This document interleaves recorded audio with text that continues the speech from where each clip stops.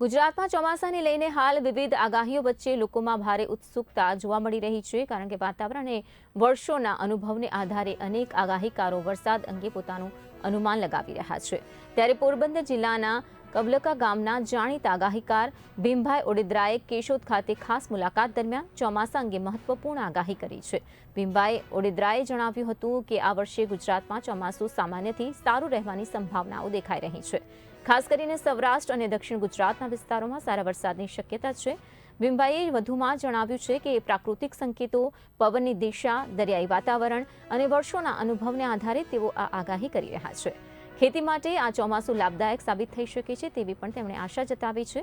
ચોમાસા અંગેની આ આગાહીને લઈને ખેડૂતો સહિત સામાન્ય લોકોમાં પણ ચર્ચાનો માહોલ છે. હવે આગામી દિવસોમાં વાતાવરણમાં થતા ફેરફારો વચ્ચે ભીમાભાઈની આગાહી કેટલી સાચી સાબિત થાય છે તેના પર સૌ કોઈની નજર છે. મારું નામ ભીમા ઓડેદરા, ગામ કવલકા, જિલ્લો પોરબંદર. તો આજે વર્ષા ઋતુનું પૂર્વ અનુમાન છે તે 2026ની સાલની વર્ષા ઋતુ કેવી રહેશે. તો 2026ની સાલમાં વર્ષા ઋતુને એવું છે કે 23ની સાલ પછી એકદમ પ્રકૃતિમાં જળવાયુનું પરિવર્તન છે.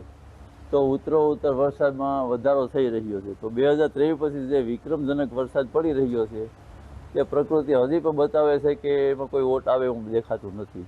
તો 2026નું વર્ષ ખૂબ વરસાદ થાય ને ગઈ સાલ પછીમાં રેન્જ વરસાદ ખૂબ થયો તો પણ ટૂંકી હતી. આ વખતે વરસાદ વરસવાની રેન્જ લાંબી છે તે ફૂલ પ્રકોપની બીક પણ લાગે એમ છે. અને સ્યાર સિસ્ટમમાં ચોમાસામાં પૂરું થાય. સ્યાર સિસ્ટમ બહુ મોટી અને લાંબી રેન્જવાળી છે.